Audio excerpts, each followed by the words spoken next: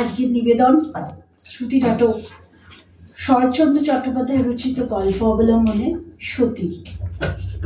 নাট্যরূপ দেবযানী চ্যাটার্জি, পরিচালনায় কবিতা ভট্টাচার্য। শুরু হচ্ছে শ্রুতি নাটক সতী।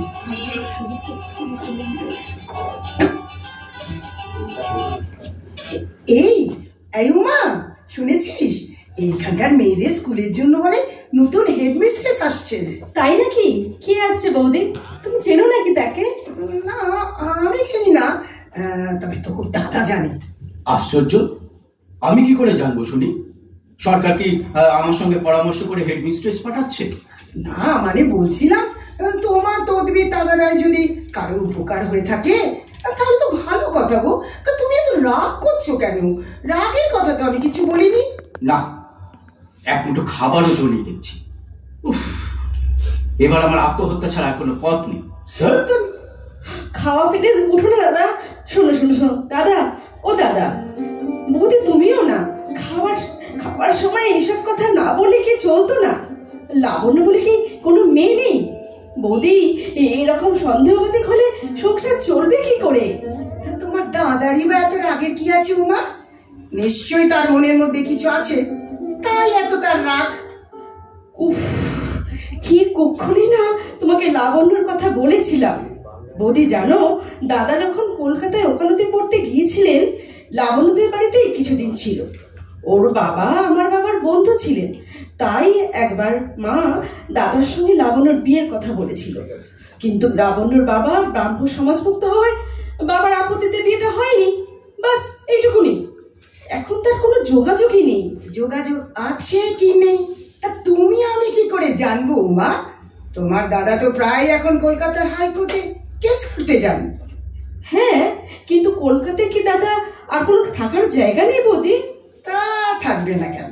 তবে লাবণ্য যে বিধবা হওয়ার পর তার ছেলেকে নিয়ে তার বাপের বাড়িতেই থাকে, তুমি তো আমাকে সে কথা বলেছিলে উমা।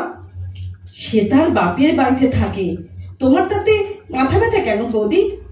বৌদি, স্বামী স্ত্রীর মধ্যে যদি সম্পর্কে বিশ্বাস না থাকে তাহলে তুমি সেই সম্পর্ক টেকে না।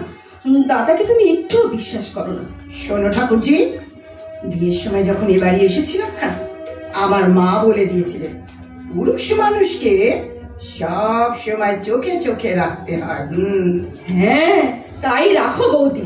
দাদার পিছনে এবার গোয়েন্দা লাগাও। ওই গাড়ির আওয়াজ, দাদা বুঝে না খেয়ে কোটে বেরিয়ে গেল। দেখি গিয়ে একবার।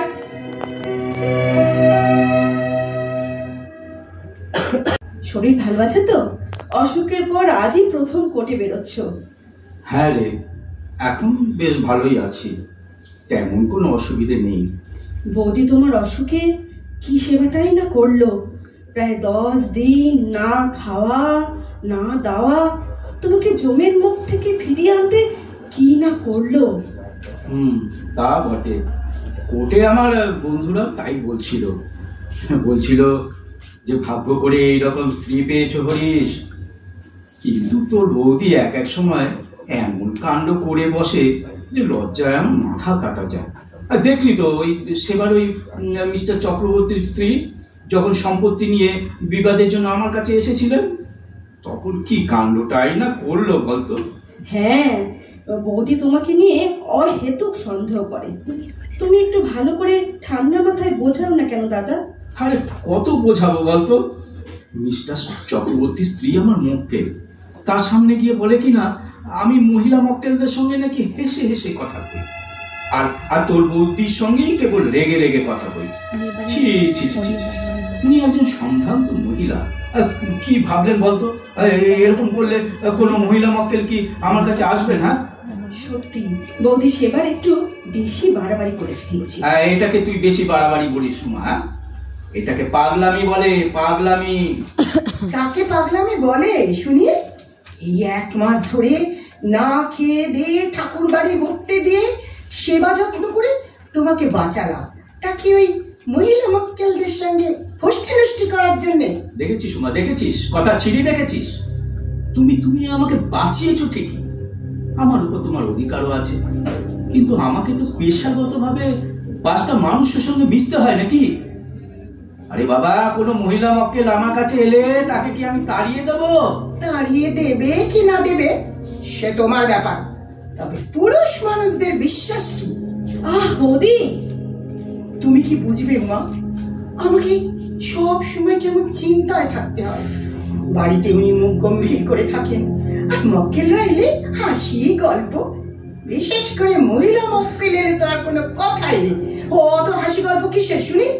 আচ্ছা আচ্ছা, এরকম করলে তো আমাকে কেস টেস লড়া সব একেবারে বন্ধ করে দিতে হবে। হ্যাঁ, হায় ভগবান, সব দোষ আমার ঘাড়ে দিয়ে চাপিয়ে দিয়ে পার পাবে ভেবেছো?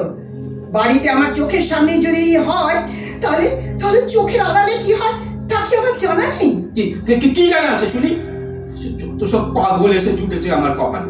হ্যাঁ হ্যাঁ, আমি পাগল, আমি পাগল। আমার মতো সতী স্ত্রী পেয়েছিলে বলেই তো মৃত্যুর মুখ থেকে ফিরে এলে। আমি যদি সতী নারী হই, তবে রাক্ষসীগুলির হাত থেকে আমি তোমাকে রক্ষা করবই। তুমি আমাকে ছাড়া অন্য কাউকে মনে স্থান দিতে পারবে না। বৌদি, কি করছো? থামো থামো, ঝিঝা করে দেখছে। চলো চলো চলো। এই সতী নারীর এত তেজ যে আমি সহ্য করতে পারছি না। আর আমাকে রক্ষে করো ভগবান, রক্ষে করো। কি শ্রাদ্ধের নেমন্তন্ন কি দুবেলায় ছিল নাকি? ফিরতে এত দেরি হলো যে? না না, ওই নবদ্বীপ থেকে একটা ভালো কীর্তনের দল এসেছিল, তাই কীর্তন শুনতে শুনতে একটু দেরি হয়ে গেল। তা সেখানে রাতটা কাটিয়ে এলেই তো পারতে। শুনলাম কীর্তনের দলের মধ্যমণি ছিলেন একজন কীর্তনওয়ালী, খাসা দেখতে। মানে? দেখো, আমি কচি খুকি নই, সব বুঝি। পাশের বাড়ির মাসিমা ওখানে গিয়েছিলেন, তিনি আমাকে বলেছিলেন তুমি কেমন মুক্ত হয়ে কীর্তন শুনছিলে। এই জন্যই আমি থাকতে চাইছিলাম না। তোমার জন্য বন্ধুদের কাছে আর কোনো মান ইজ্জত আর রইল না। আরে বাবা, ওদের চাপা চাপিতেই তো। বন্ধুদের দোষ দিলে হবে? ওই কীর্তনারী টানি তুমি এতক্ষণ ওখানে ছিলে, তা কি আমি আর জানি না? আমি যদি সতী হই তবে। চুপ কর, রেহাই দাও আমাকে। ওর থেকে সোজা বাড়ি চলে আসি। বন্ধুরা বলে বউয়ের ভয়েই আমি অস্থির, আমি নাকি স্ত্রৈণ। আমাকে নিয়ে ওরা হাসাহাসি করে। আচ্ছা তুমি কি চাও বলো তো নির্মলা? হ্যাঁ, আমি আত্মঘাতী হই? তুমি কেন আত্মঘাতী হবে? আমি আত্মঘাতী হব একদিন। এই কি হলো গো, কলকাতায় যাচ্ছে নাকি? হ্যাঁ, হাইকোর্টে একটা মোকদ্দমা আছে, কয়েকদিন দেরি হবে ফিরতে। শোনো না, আমাকে নিয়ে চলো না কেন? আরে তোমাকে নিয়ে যাব কি করে? কোথায় থাকবো তোমাকে নিয়ে? তোমার সঙ্গে গাছতলাতে থাকতেও আমার আপত্তি নেই। আরে বাবা, তোমার না থাক আমার তো আছে। আমি এক বন্ধুর বাড়িতে উঠবো ঠিক করেছি। তবে তো ভালোই হলো, তার স্ত্রী ছেলে মেয়ের সঙ্গে আমি বেশ থাকতে পারবো। না, সে কি করে হয়? আরে বিনা আহ্বানে বউকে নিয়ে যখন তখন কারো বাড়ি কি ওঠা যায় গো? আসলে লাবণ্যদের বাড়ি আমাকে নিয়ে ওঠা যায় না, সে কথাই পরিষ্কার করে বলো না কেন? তোমার মনে বেশ, আগে তোমার মনটাকে পরিষ্কার করো নির্মলা। সে বিধবা মহিলা, আমি তার বাড়ি যাব কেন? আর আমার সময় বা কোথায়? আমি যাচ্ছি একটা জরুরি কাজে, এটা বোঝো। ঠিক সময় হবে, তা কি আমি আর জানি না?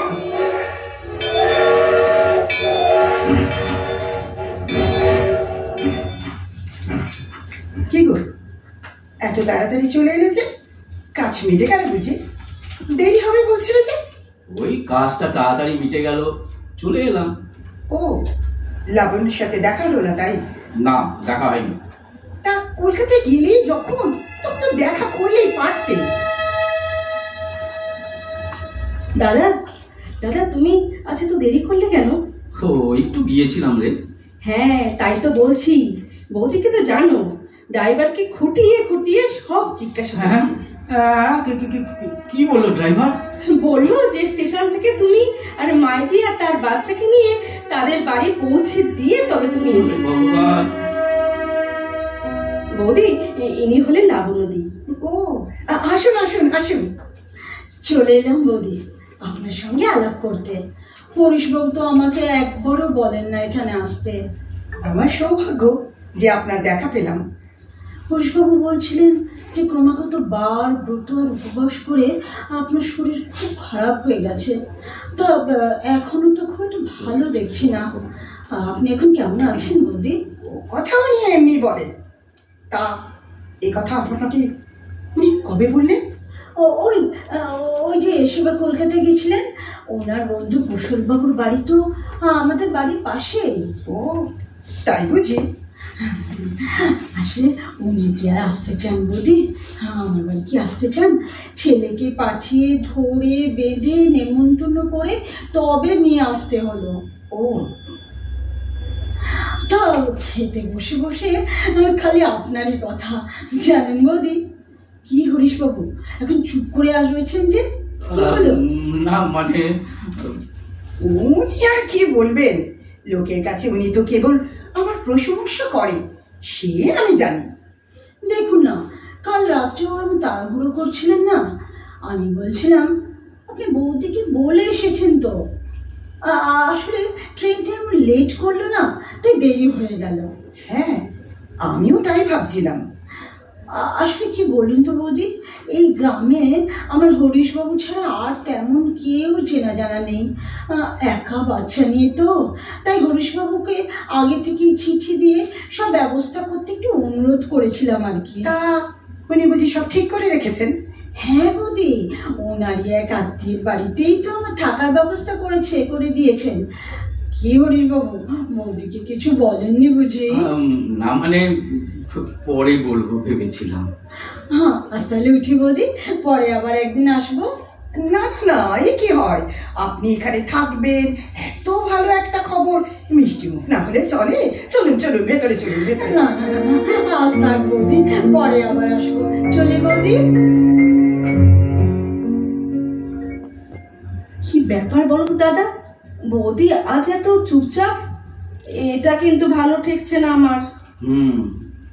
তা হেরে উমা, তোর হাতে ওটা কি রে? এই যে একটা চিঠি। খামটা তো ছেঁড়া দেখছি। চিঠিটা দেখলি কে লিখেছে? না না, তোমার চিঠি আমি কেন খুলবো? তবে এই চিঠিটা যিনি নিয়ে এসছেন তার হাত থেকে বৌদি চিঠিটা খুলে পড়েছে, আমি দেখেছি। কার চিঠি দাদা এটা? বলছি লাবণ্য লিখেছে। সেদিন আমার অসুখ চোখে দেখে যাবার পরও একটি বারও খবর নিলেন না আমি বাঁচলাম না মরলাম। এই জায়গায় আমার আপনজন বলতে একমাত্র আপনি। তো যাক, সে নালিশের জন্য এই চিঠি নয়। আজ আমার ছেলের জন্মতিথি, পারলে তাকে একটিবার আশীর্বাদ করে যাবেন। আর রাত্রের খাওয়া দাওয়া এখানেই সেরে যাবেন। আসবেন কিন্তু, এই আশায় রাত থাকলাম। এতে লাবণ্য। এসো বৌদি। এ কি, শরীর খারাপ নাকি? আমার শরীর খারাপ হলে কি আসে যায় ঠাকুরজি? লাবণ্যর ছেলের আজ জন্মতিথি, তোমার দাদাকে তো সেখানে যেতেই হবে। হ্যাঁ যাবো, বেশ করবো, যাবো। তোমার নোংরা মন নিয়ে তুমি এখানে পড়ে থাকো। কি আমার নোংরা মন? না, তোমার বউকে দিয়ে দিনের পর দিন ঠকাচ্ছ। তোমার সব মিথ্যে তো ধরা পড়ে গেছে। তোমার লাবণ্যের থেকেই তো জানলাম কলকাতায় গিয়ে লাবণ্যের সঙ্গে দেখা করেছিলে তুমি, অথচ আমাকে মিথ্যে বলেছ। এখনো তুমি তার একমাত্র সহায়। ভেতরে ভেতরে কি চলছে আমি জানি না। তুমি কি বলছো আমি সব জানি। কি করবে তুমি? সতীর তেজে আমাকে পুড়িয়ে মেরে বিধবা হবে? বেশ, তাই হোক, রেহাই দাও আমাকে। আর যদি তুমি আমার কথা অমান্য করে সেখানে যাও, দেখবে কি হয়। এত বড় কথাটা আমি বলে দিলাম। তুমি যাও, তুমি তা গেলে তবে আমার মরা মুখ দেখবে। বৌদি থামো। বেশ করবো, তুমি যা পারো করে নি। দাদা, বৌদি যে এমন একটা কাণ্ড করবে আমি তা ভাবিনি। তবে আর প্রাণের ভয় নেই। ডাক্তার বলেছেন সমস্ত বিষ্ঠা পেট থেকে বার করা গেছে। আমি কেন বেঁচে আছি রে উমা? আমারই তো মরে যাওয়া উচিত ছিল। না দাদা, সমস্ত লোক বিশ্বাস করছে যে হরিশের চরিত্রের দোষের কারণে তার সতী সাধ্যী স্ত্রী আত্মহত্যা করতে গেছিল।